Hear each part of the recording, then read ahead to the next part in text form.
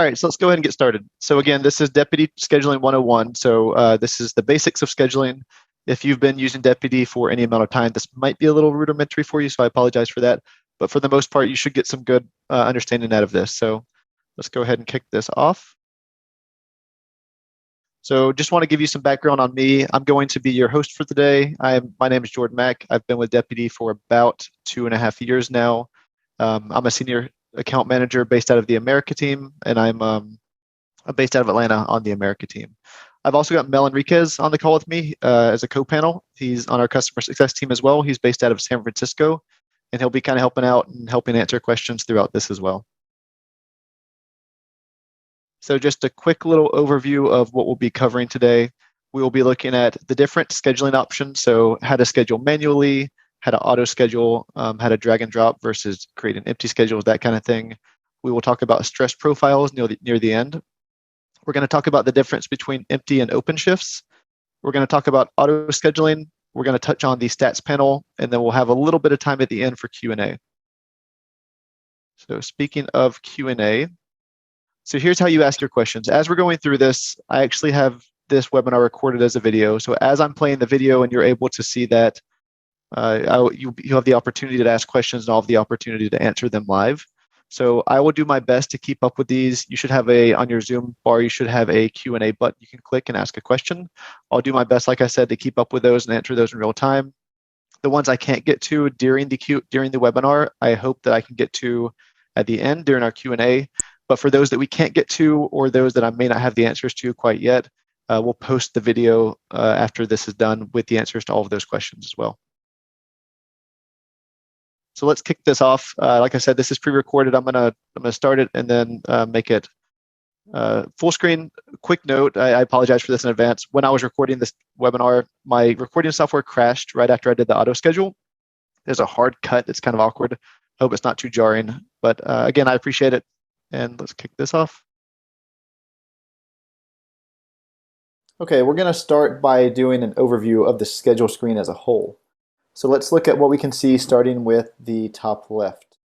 First, we have a drop-down where you can select individual locations that you want to schedule, or if you want to schedule all locations at once, you can select that as well. I find that a little bit overwhelming. Typically what you'll find is each location has a location manager or a scheduling manager that will take all of that on. So I'm going to stick to my one location to keep it as accurate as possible. The next piece is your date selector. So this date selector goes hand in hand with this next option. So you can see that this is set up by area. I'll do that in a second. But what you're seeing here is a week view as a result. And I can use these two arrows to hop back and forth into each week, or I can actually click on the date and select a specific week if I wanted to do that. Finally, on this side, you've got view area by week, as I mentioned. Area by week just means that you're viewing it by, you can see here, by area, or some people refer to them as departments, or I can drill down into a certain day, a week, 2 weeks, or a month. The other view type is view by employee. So over here where it says view by employee, if I was to click on this, if you're coming from another system that does a grid-based schedule system, or you're scheduling in Excel, you'll be more comfortable with this. So on the left-hand side, I can see the employee name and then their shifts for the week. The benefit to this screen is that I can see if someone is unavailable on a day or on PTO, or if they're working at another location. So let me see if I see one of those.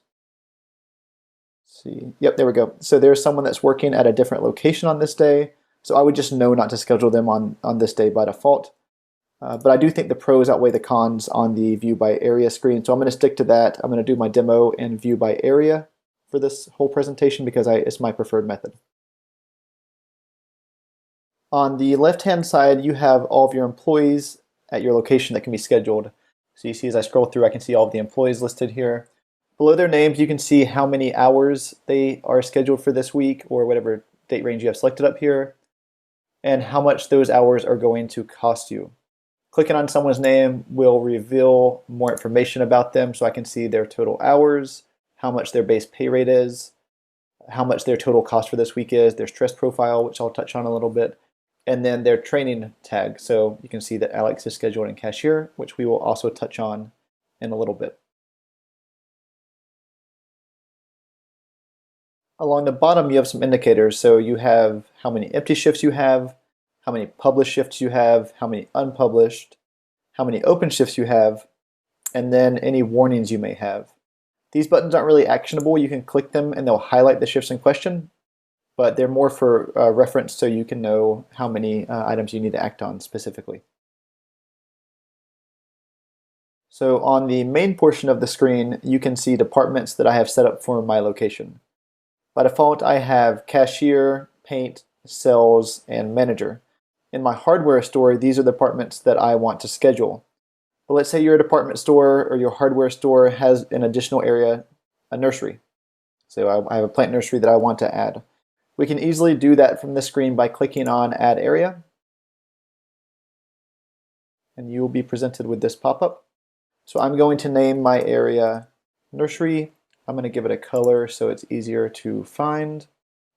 Be green for plants. Go to the bottom and click Save. And I will now have a nursery area or department set up that I can schedule to. See it right there. Now, there are a variety of ways that you can actually schedule. If I go to an area and click on the plus sign underneath an area, it will create a shift and pop up this box. By default, this is an empty shift. So you can see under who is working, it says empty shift. This is just one that you know you will need, but you don't necessarily know who is working that shift yet. So you're free to create as many empty shifts as you want. Oftentimes people will build their entire schedule with just empty shifts and then go back and add employees to it.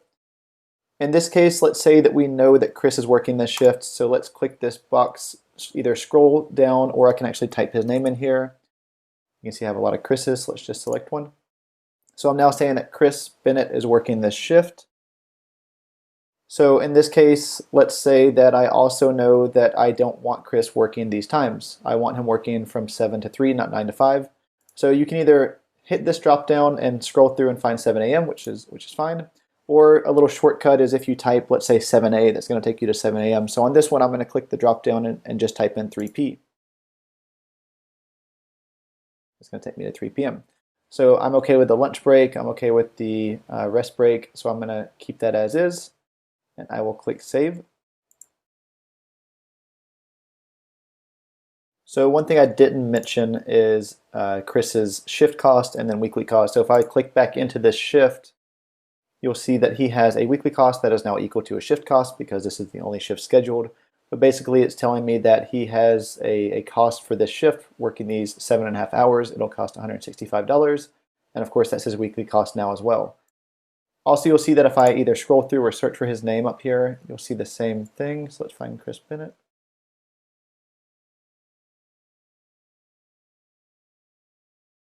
This is why searching may be better. You can see those stats here as well. So Chris Bennett, if I click into his name especially, you'll see more. He makes $22 an hour, working 7.5 hours so far this week with a total cost of $165. So again, you can see this as you're quickly either scrolling through or searching how many hours each person is working and then what that's going to cost you for. All right, so that's the first way we can schedule. The other way is to simply click and drag an employee into the grid. So I'll do the same thing with Chris for Monday as well. So you can see when I drop him into the cashier area, it automatically gives him the default shift of 9 to 5, just like it did earlier.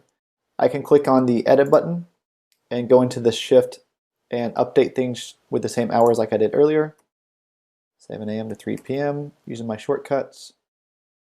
Then let's update that by saving it. And you'll see that it reflects the same way. So now you're seeing that Chris is scheduled for 15 hours for this week with $330 as his total shift cost for the week so far. All right, so another way that I can schedule is to create empty shifts, as I mentioned above, and drop employees into it. So this time, let's create an empty shift on Tuesday with the same hours as above. So 7 a.m., 3 p.m. But this time, I'm going to keep the shift as empty. So when I save that, you'll see that it now has a tag in the bottom right that says empty. So to fill the shift, I can just drag someone into that shift. I'm going to use Chris again. and drop him over that shift. And as long as he meets all of the requirements to work this shift, it will drop him into that schedule. People often do this when they want to build out a schedule but not allocate their employees quite yet. So if they want to build out what we call a shift structure, they can do that and then go back and fill it in with employees later. Oftentimes we'll have people that do that. Okay, let's talk about open shifts versus empty shifts. As I mentioned earlier, empty shifts are just shifts that are unallocated at that point. Open shifts, however, are shifts in which you are allowing employees to grab the shifts themselves. If you publish an open shift and the employee meets a variety of requirements, such as proper training, not stressed, not unavailable, not on PTO, etc., it will allow them to grab that shift. This is great for when you don't know who should work a shift, but you want the employees to be able to work that out themselves. So let's open a shift by clicking on Edit, selecting Open Shift, and then saving. Now before I do that, you'll see that a Require Approval box popped up. What that means is that if I select this, it will send the scheduling manager a notification on their phone and through email when someone requests to work that shift, and they will have the ability to either approve or deny that request. For now, I'm going to leave that off. Save it. And now you'll see in the bottom right, it's telling me that this is an open shift. So when I publish this out, anyone who meets those requirements to work this shift will get a notification and they are able to ask to work that shift. Or if that's off, again, the require approval, they can just grab that shift and then this will go away, this tag will go away, and it will be filled in with their name just like this one is over here. Now that we've seen how to schedule individual shifts, let's talk about copying. We're going to talk about copying both individual shifts and entire schedules. So first, let's wipe out the schedule that we have up on our screen. We can do that individually by clicking into the actual shift and clicking delete, and that will wipe out this shift. Or if you have a lot of shifts, let's say you're playing around, you're messing around with your first schedule and you want to wipe out everything at once, what you can do is click on this options button in the top right and click delete all shifts. It will remove all the shifts. Click OK, and then you're back to an empty shift. So often we have employees that work the same time every week. Let's say that 9 to 5 shift, Monday through Friday, is really common for our store every single week. In that scenario, it's easy to create a shift for that employee on Monday and just copy it over. So let's do that. Let's get out of Chris. Let's go back to our employee list. Let's use Alex Ross. Let's drag him over to cashier on Monday. And that will give him that default shift of 9 to 5. We're good with that. So with that shift highlighted, when it's blue like this, I can either click that copy button or using my keyboard, I can just press C. You'll see that it says shift copy to keyboard. And then you can paste that by using V. So I can either click into these days with my mouse and press V, or what I prefer is you can use your keyboard keys and actually scroll and copy Alex over to each day. So now I've got Alex Ross scheduled Monday through Friday, 9 to 5, and this way I didn't have to schedule him in each time. I just scheduled him one time and then copied him. So let's do the same thing with, let's pick Ali and do the same thing in Paint. Copy that.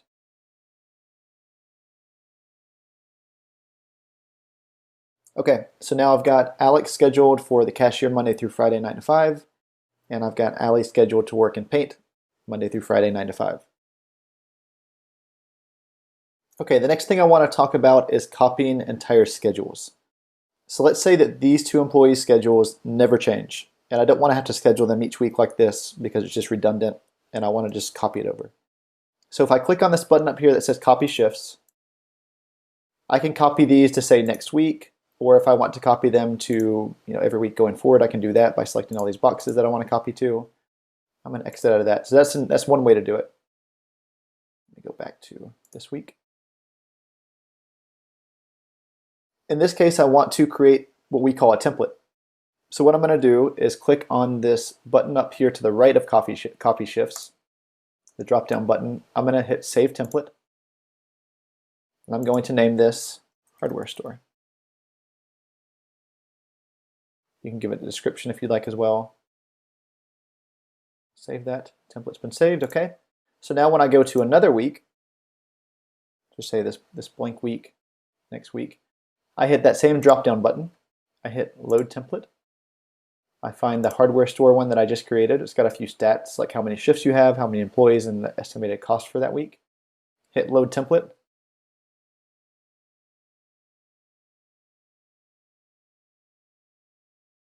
And it will copy everyone over.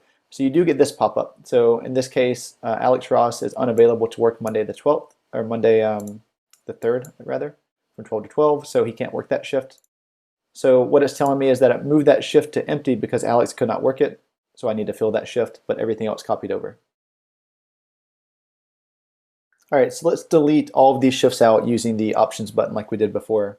But since we're here, let's go ahead and talk through some of the options that are on this list here. So removing all employees will simply take all of the employees out of the screen, the shifts that you're viewing. So you can see those all got converted into empty shifts. The next one is to remove all empty shifts, which if I click this button will do just that.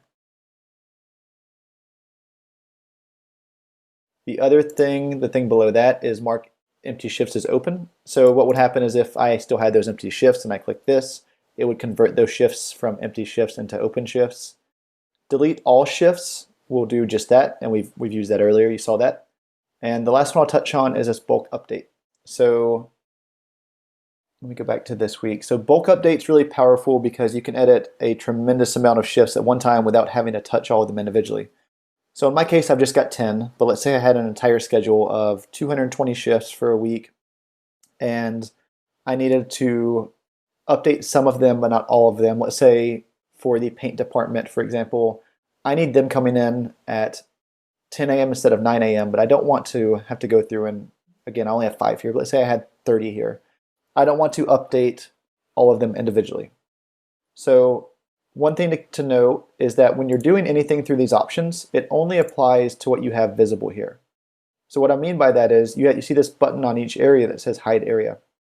So again, let's say I want to update all of the paint area shifts to 10 a.m. start time, but keep cashier at 9 a.m. So what I would do is hide this area, and just to be safe, I'll hide the other ones as well, even though there's nothing there. So everything's now hidden except for paint. And so what I will do is click on this options button, click bulk update. So what I'm doing now is choosing the field that I want to update. You can see your options here. I can move them to a new area. I can change the employee out. But in this case, I want to do the start time. So I want to change the start time from 9 a.m. to 10 a.m. I click on apply update. And you can see that it moved all of these shifts from 9 a.m. to 10 a.m. But if I expand cashier, it did not touch those shifts. So again, this is only going to edit. Anything within here is only going to action what you have visible. So if I wanted to delete all of the cashier shifts, I can quickly come in here and hit delete all shifts, remove, which will remove those shifts, but it will not touch my paint shifts, as you can see. So bulk update is a super powerful tool, a little dangerous, just be careful when you're playing with it. Now let's talk about training tags. If I click on Alex Ross, as I did earlier, you'll notice that it says he has cashier training down here. The training tags for employees are set up in the people tab, so I won't talk about that here. But what exactly does that do in terms of scheduling?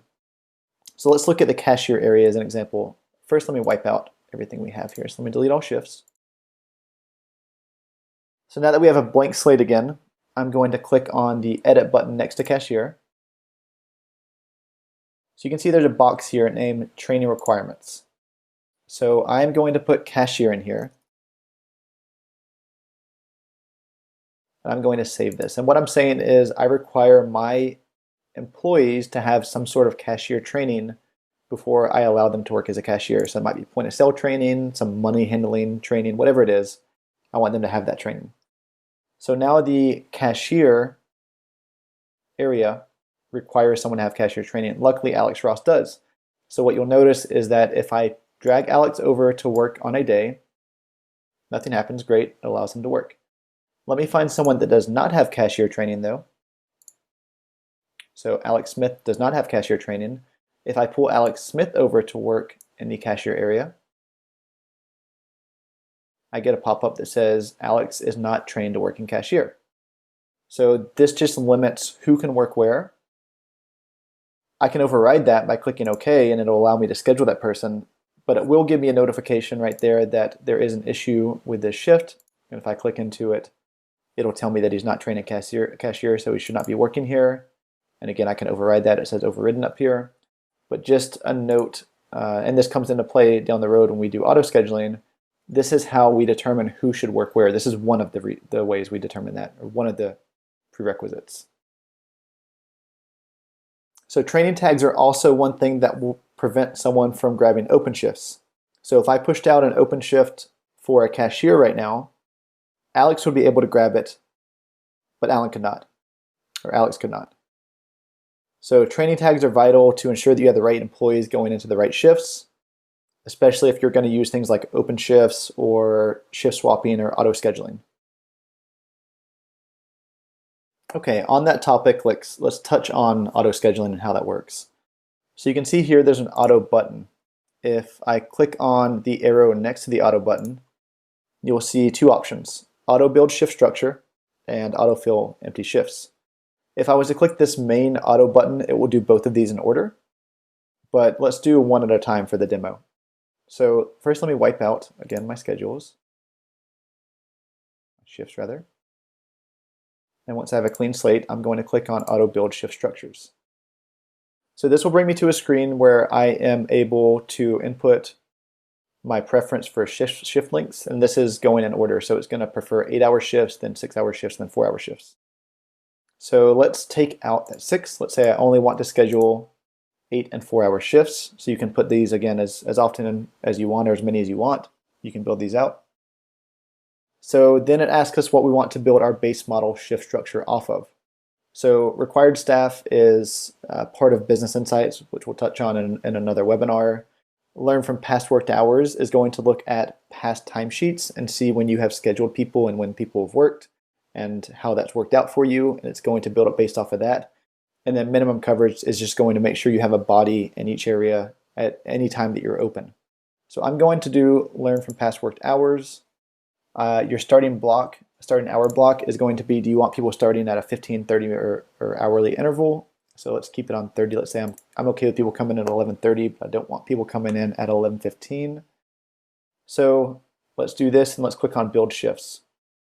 So basically what this is doing now is, again, looking at past shifts that you've created and determining how many shifts you need right now. So let's let this run.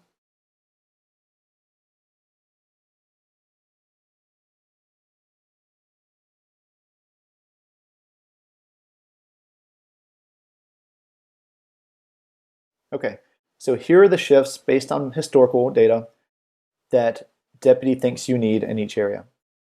So this is our starting point for your schedule for the week. Okay, so for this next step, we're going to autofill these shifts, but for the sake of speed for this demo, I'm gonna autofill just the cashier area because it does take a minute or so per area. So let's make sure this doesn't take forever.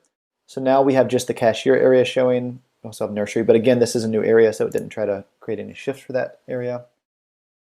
So now I've got just the cashier area showing. I'm going to click the drop down again and click autofill empty shifts.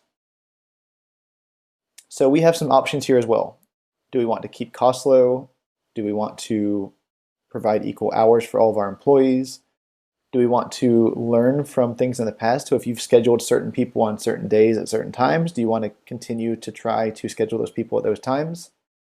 And then how long do you want to wait? And this is basically, do you want a really great result? Do you want a pretty good result? Or do you want just an okay result? To be quite honest, they're all pretty good. So I would opt for the quickest one and then see how you like that. You can always change. So what this is going to do now, you see I've got 29 shifts up here because I'm only doing the cashier area. When I click this button, it's going to attempt to fill those shifts with its best possible. Remember, it's looking at things like training tags and availability and PTO and things like that. So let's click this and see what it gives us.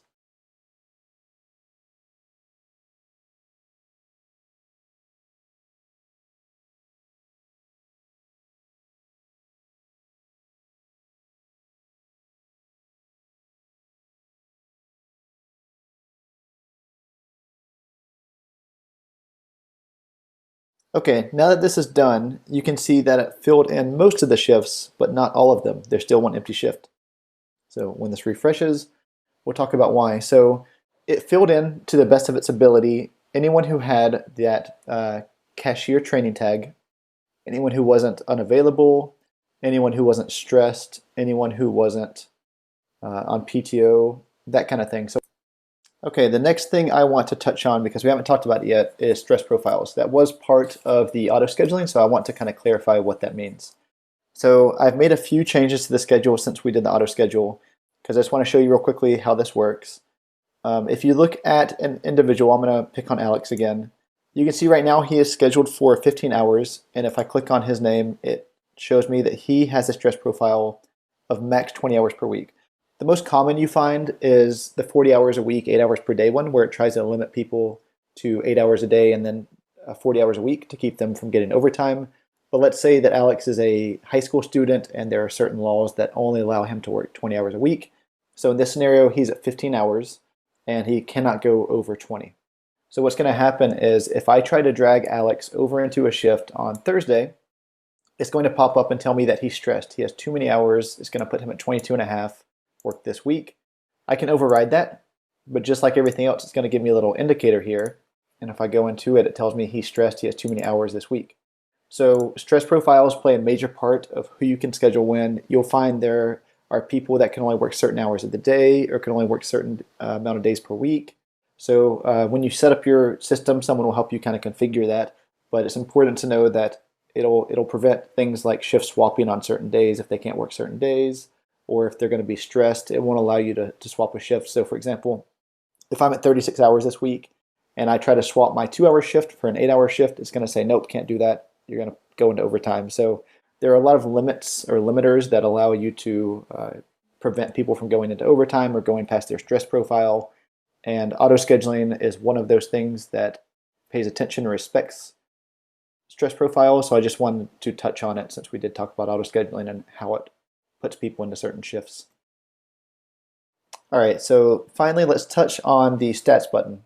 Clicking on the stats button will open another panel on the top, which will reveal some information, which is a great resource to use when scheduling. I'm going to start with the graphs first. So you'll see these dotted lines that I have in my account.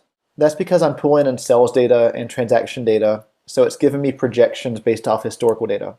So when you first open this up, unless you are doing the same thing, like you're inputting sales and transaction data in the past and then projecting based off that, you won't have these.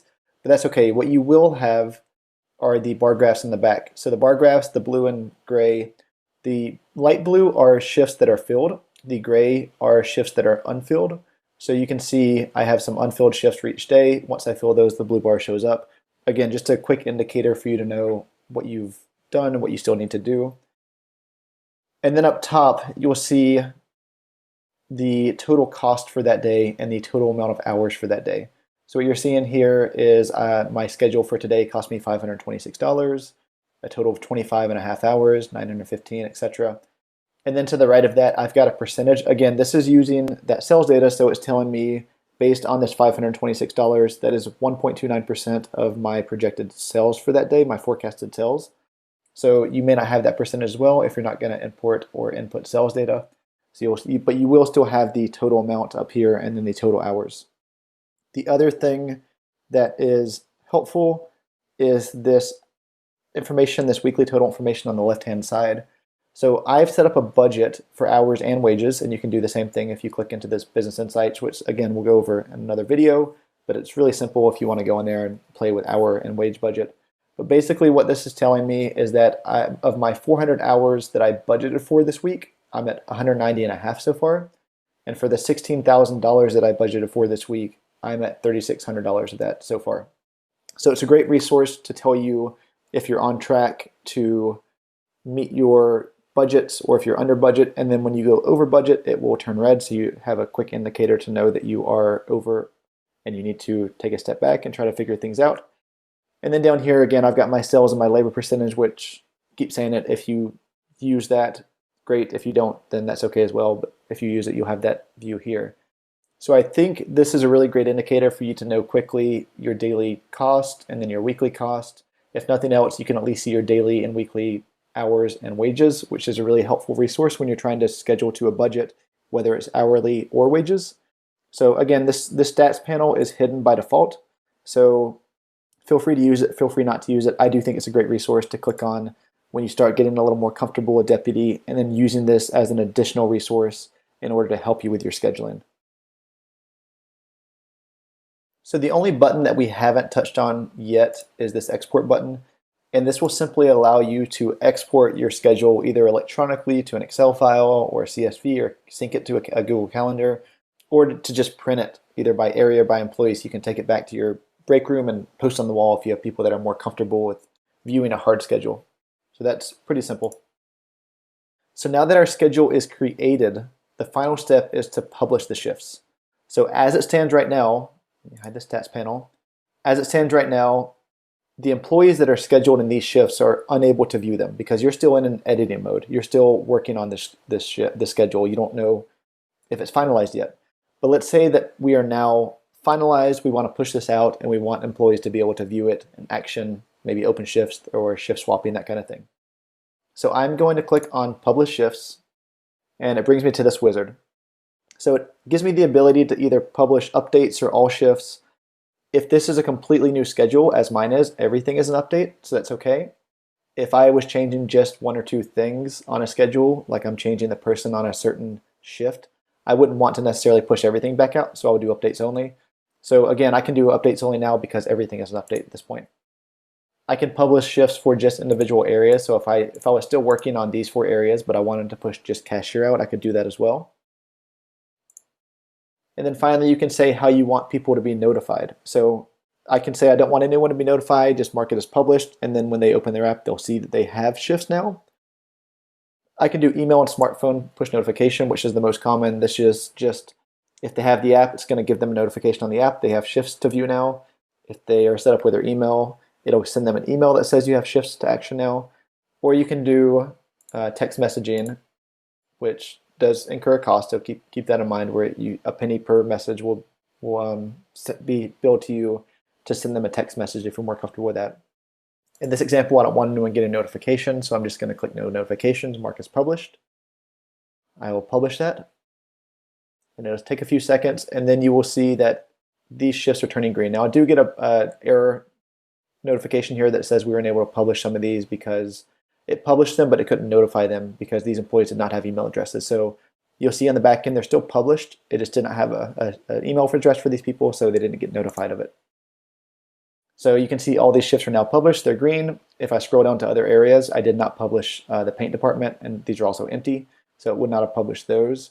And I've got this one empty one here as well. But the goal is to have everything published by a certain date before these people have to work, and you'll get this beautiful green view, and then you're good to go. Your first schedule is published, and you're off to the races. Okay, so that is the recorded session of this webinar. I'm going to go through, I've gotten a few questions. I believe the next section is Q&A, so I don't want to redo that. Okay, we're going to... It's Q&A, so let's talk through, sorry, let me get out of this video. It's Q&A, so let's talk through some of the things that we got during the Q&A. Let me pull that back up so I can reference some of those things. So one of the most common things that I saw coming across was, can you change the default hours? So let me show you the best way to set up those default hours.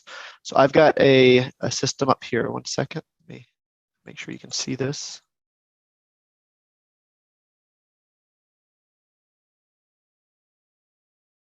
Okay. So you should be able to see this. This is the same system I was doing the web demo with, so hopefully everyone can see that. But basically what I'm going to do is show you how to change the default hours. It may not be as hard as you probably think. So let me go to my hardware store. So this is the one that I was doing my demo with. So we're going to stick with this one. So basically, if I click on general here, you can see I've got a default operating hours per day. So I've got Monday through Sunday, and I have different default hours on each day. So what I'm seeing here is one thing I will say is the default shift's always going to start at your start time. So it's always going to default to that start time. But the way I can change either the length or my break times within that are through this scheduling tab on my location settings.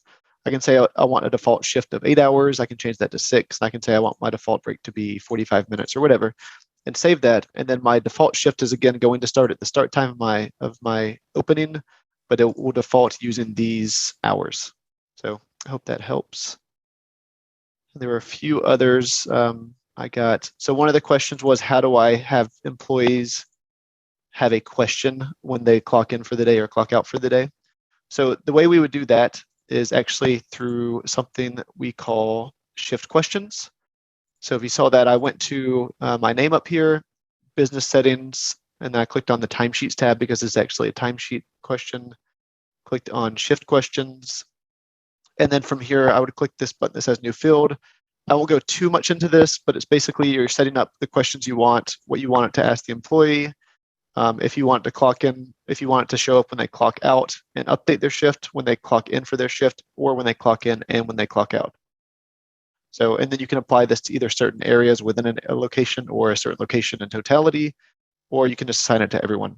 So you can see if I select nothing here, it's applied to every location in my setup. That answers that. So let's see if we have any more coming across. So Mary asked, how can I access this training to roll out to my managers? This will be posted on our website. So if you go to just deputy.com/training, I'll show you that real quick. So here's deputy.com/training. If I scroll to the near the bottom, it says go to our training library. If you scroll through here, all of the videos that we record, this one included, are posted within here. So this is a good resource for you to have as you go through and either onboard new managers or just as a reference point for you as well. So Lindsay asked, if I put 20 hours in for stress profiles, does it automatically count over that as overtime, or does it not allow you to give them those in override? So the stress profile doesn't lead to overtime. The stress profile just tries to prevent you from giving people a certain amount of hours based on whatever you'd like. The actual overtime is allocated a different way. So if I go into an employee profile, let's bring someone up.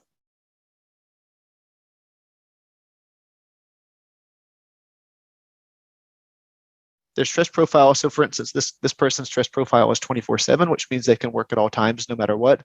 But this doesn't mean that they have unlimited regular pay with no overtime. The overtime is going to be calculated based on your employment setup, which we'll do during setup for you. But for the most part, everyone starts off with default 40 hours a week as overtime, unless you're in California or somewhere like that, Oregon and Washington, that have those rules that say anything over 8 hours per day is overtime. That's kind of the default depending on where you're located. But the stress profile does not own or operate overtime. It just tries to limit how many hours you can give a person per week.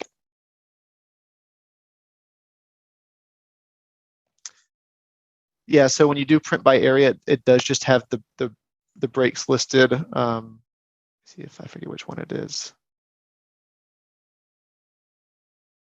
It has the breaks listed as B1 or B2, but then down here it says what that break is.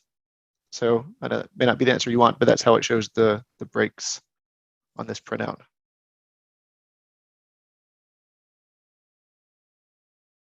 So will there eventually be a Slack integration that will display who is on shift or for how long? That may be something you can actually do now. We have we work with a bunch of middleware products. One of them is called Stitch, where you can take data out and put it wherever you want.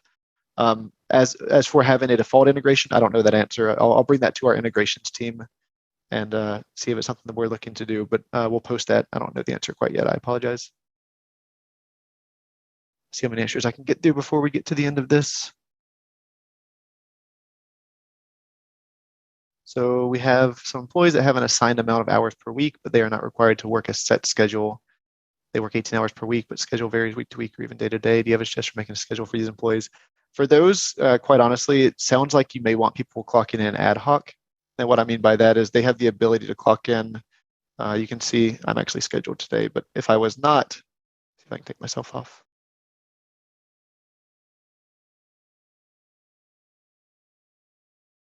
I'm not quite sure where I scheduled myself, so that may take a second for me to find. But I have the ability to, here, let's see. I have the ability to clock in without being scheduled if you have that turned on.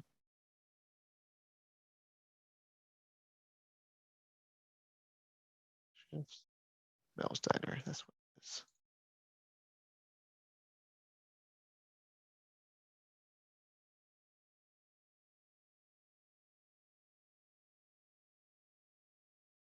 Let's delete this. So now, if I refresh, I should not be scheduled for anything. So it says I have no scheduled shifts here. I can still start a shift and I can select where I'm working. So depending on how comfortable you are with your employees picking where they work, they have the ability to just clock in wherever they want, start their shift, as long as you have that enabled for them. So that may be a good solution. Let me know if that's not. We can look at other stuff. So how do you access the stats? When you're on the schedule screen, you should have a stats button right here. If you're not seeing that for whatever reason, I'd reach out to our support team, but I don't know of any reason you wouldn't have that stats button there. So is there an undo button when you copy shifts? Say you delete a schedule accidentally and would like to undo that action, or you change an employee, you need to change it back. There's not an undo button for most things. There is a shift history. So if I change this from, let me go back into my hardware store so I don't mess anyone else up.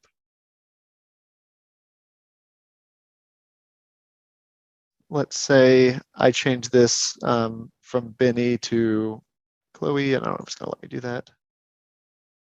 She's already working. Let me go down and find someone else. So in this case, let's say I did that on accident and I don't know exactly what I changed it to. If I go into the shift itself and I click the shift actions button and view shift history, it'll tell me who I changed it from and to. So no, there's not an undo button on most of these. If I do a like an autofill or something, I can undo those. It'll show a little pop-up, but not for everything. So this just lets me know I can change this back to Chris at this point. So not sure if that's helpful. Hope it is.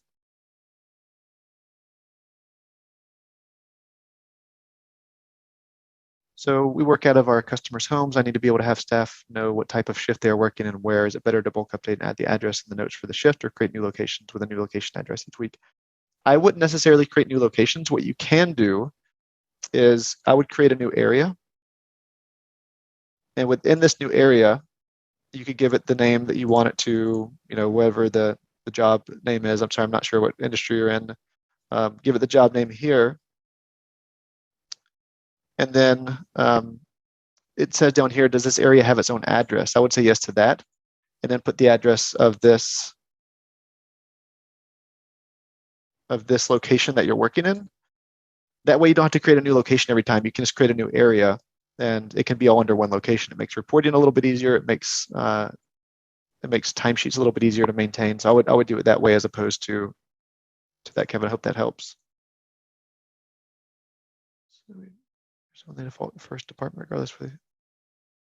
So with Bamboo, let's look. I'm not super familiar with the Bamboo integration. Someone asked, Sarah asked about Bamboo integration. So I know there are some certain functionality that needs to be set up correctly. Sarah, I'm going to drop this in. I apologize. I'm not super familiar with the Bamboo integration. I know in some integrations the name has to be exactly the same. But if it is, I'd reach out to our support team because they know a lot more about that setup than I do. But it does look like we can assign a location. So it shouldn't just default it, I don't think, from what I can tell. Let's see. Someone asked on more than one occasion, I've noticed that the schedule on my app does not match what is on my computer screen. I would definitely consider that a bug and I would reach out to our support team. If you have an example, that'd be great. We can look into it and probably figure out what's going on there.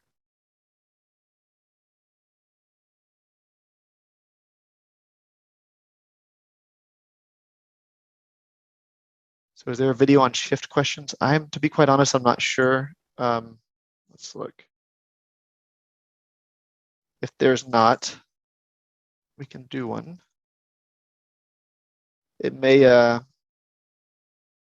be a little small for a whole video, but I'm also going to, here I chose Enter Live, but let me see if I can. I'm also going to drop this into it because I think this article is really helpful and kind of walks you through everything. So if it's something we still think we need after that, then we're happy to do one.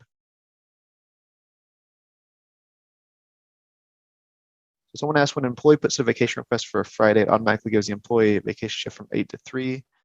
So those vacation requests, I believe, just follow the same shift setup that you have under locations. So let's say someone requests PTO. Let me see if I can find someone that has leave. When you're actually approving that leave, you should have the ability to change the times. Let's see, I don't know anyone that may have. Let's just add new. So when I'm choosing a day, you said specifically for Friday. Let's look at a Friday. So I can change the shift times by unchecking start of day and end of day, and to say I want to do this from, I don't know, 10 a.m. to 7 p.m. is the times I want them. So if it's defaulting to those default shift links and you don't want it to default to those default shift links, you can just uncheck those start and end of day things, and it'll allow you to put in a specific time.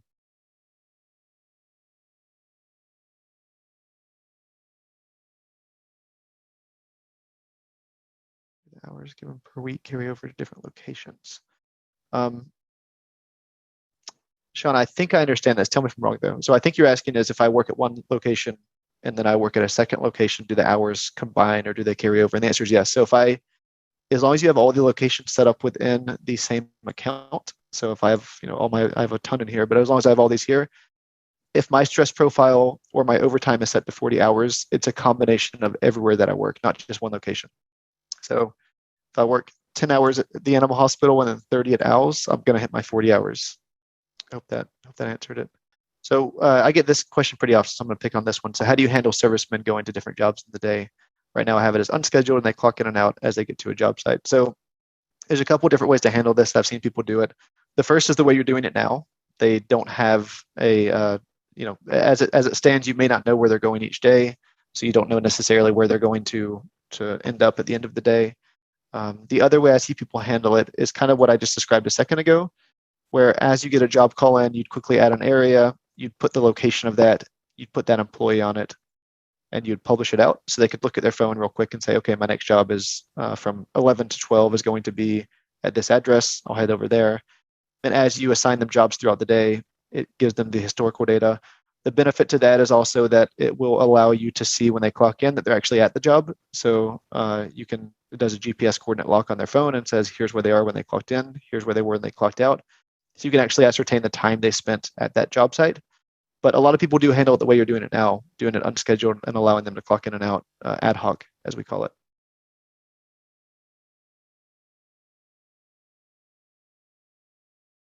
Can I ask if we have a log section? We actually do have a log through our enterprise product. So if you're on enterprise, you do have the ability to see a system log, which is just a running totality of everything that's happened. If there's something specific that you're trying to find and you're not on enterprise, our support team will probably be able to help you get that log and maybe give you the ability to generate that yourself. So Amanda asked, where do I create the training tag? So there's two places training tags exist. So they kind of have to marry each other up on both the employee profile and the areas themselves. So on the areas, you just click on this edit button next to each area. You can put in the training requirements they have here. So I'm saying that for the cashier area, we can say point of sale this time. I need them to have point of sale training to work here. And then on the actual employee profile, so let me just open someone up. On the actual employee profile, if I go into job information, I'm able to say what training this person has. So I can say they have point of sale training and save that. So now Chloe is able to work in the cashier area because the trainings match up. So it's just those two places they need to marry each other in order to allow you to be scheduled.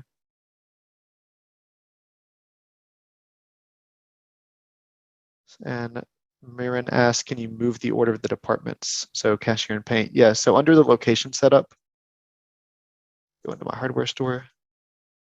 So when I'm adding an area from the schedule screen, that's a shortcut. The place that you usually would edit an area would be through the actual location screen. So here I've got cashier up top. I can drag cashier and drag it to the very bottom, nursery above it, and save it. And that's the order that it's going to show up on my schedule screen. So if I was to go over to my schedule now,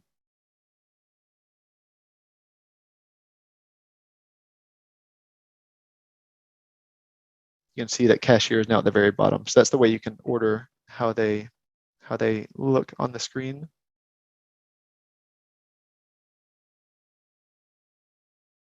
See if there's any more of running up on time here.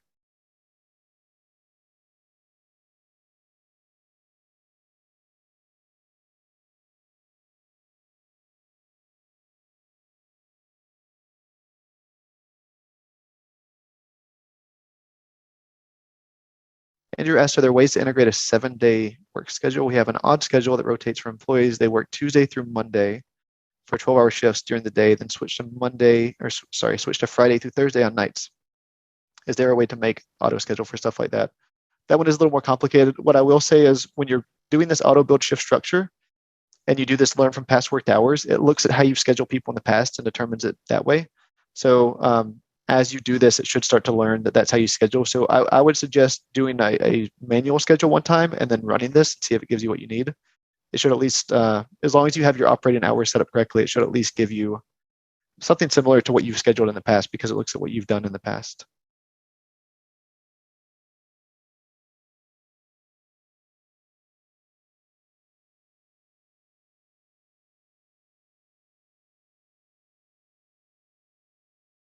So there's one question I skipped over earlier that I said I would answer. Is there a way to group employees?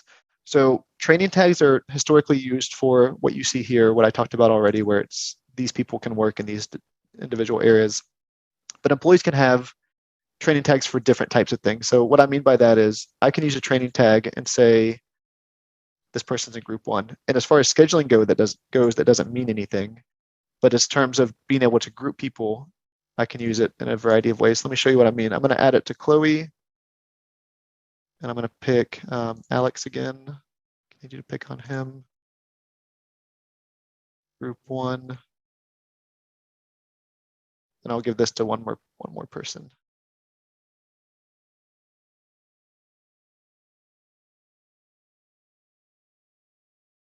Chris has a training tag of group 1.